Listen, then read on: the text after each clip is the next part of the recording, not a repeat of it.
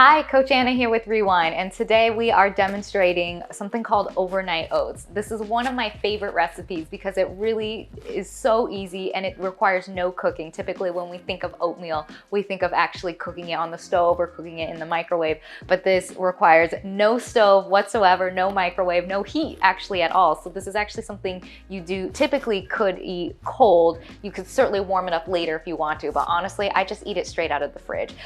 So in terms of how easy it is, I will show you. I don't even really think of this as a recipe. All I need is my third a cup measurement, and I think a third, a third, a third. These are the three main ingredients you're gonna need, which is some rolled oats. You'll need some non-fat plain Greek yogurt, and I do recommend get the Greek kind because it has a lot more protein than non-Greek yogurt. And then we've got some almond milk here, and the reason why I use the almond milk, I mean, you certainly could use any other kind of milk, but almond milk really does run the lowest in terms of calories. So if you're trying to keep the calories down for this meal, that's where almond milk comes in handy. So I'm just gonna measure out in my mason jar here our 3 different layers. The other thing that I love about this recipe is that you can make a whole week's worth. So actually back when I was in school, I used to make this all the time because it was just something easy I could do. I didn't have to cook anything and I could make a whole week's worth and not have to deal with any sort of stove or any sort of fuss. So it was just something I could do the night before. That is a key part though. You do have to put it in the jar the night before so it quote unquote cooks. Essentially all the liquid in here, the oats will soak up that liquid overnight and cook. So that's sort of the nice trick about it. So I put my oats there and now I'm putting in my almond milk. And again, the ratio is a third, a third, a third. So super easy to remember. All right, I'll get my yogurt. The other thing too to remember about overnight oats is how versatile it could be. You can really switch up the different kind of toppings. We've got 3 different fruits here today, but whatever you have on hand, we've got different berries, but you certainly could use apples, you can use bananas, whatever is readily available at your local store. And then other kind of toppings, we have pumpkin seeds here, but you certainly could use sunflower seeds. You could use sliced almonds as well, or any other kind of nut as a crunchy topping. So we'll get into what the composed plate will look like, but I just got my layers in there. And this is the base of any kind of overnight oats. You want to have these 3 ingredients in there, and this is what you would put in the fridge. Now you've got a couple options in here. I'm someone who really likes minimal dishes if I can prevent it. So I literally will eat out of the jar, but I will show you what it could look like if you want a little nicer presentation of what it could look like in the bowl. But this is sort of your main component. You're gonna wanna mix this up, and this is what you're gonna put in the fridge.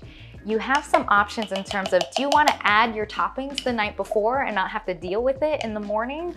Or would you rather do it in the morning so that you get the sort of freshest crisp of the fruit or different kind of toppings like the seeds? What I'm gonna do is I'm actually gonna put some fruit in it. I just like to do that the night before so that I don't have to do it the day of. So we've got 3 different berries, and I usually put in, between the 3 different kinds, about a half a cup of fruit in there.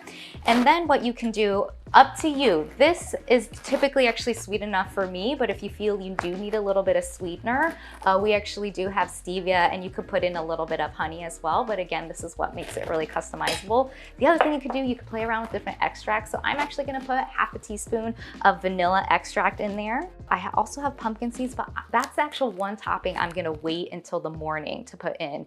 And the reason being, I put a little extra in there because why not? The reason being, because if you do put it in the night before, it won't be crunchy anymore. And I like that difference in texture. So that is the one topping I will save for the afternoon. This is what I would mix and then put in the fridge overnight. I'll give it one more mix.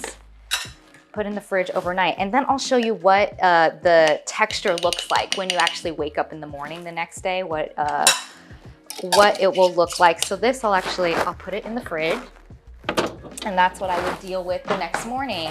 Then voila, the next morning you've got your overnight quote unquote cooked oats when really you had to do nothing with the stove or microwave. So this is sort of the texture you're looking for as if you were to cook it.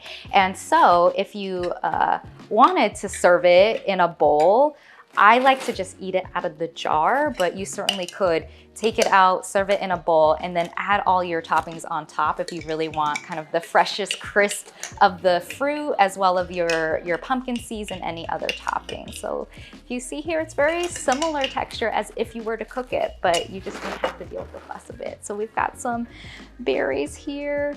And I always say we eat with our eyes, so the more colorful you can make it, I think the nicer eating experience it can be. But the other thing too is more colors you add, the more different kind of nutrients you get as well. So we've got the blue, we've got the red, we've got the black in there, and then I'll just season it for the crunch factor with a little bit of those pumpkin seeds. And there you have it.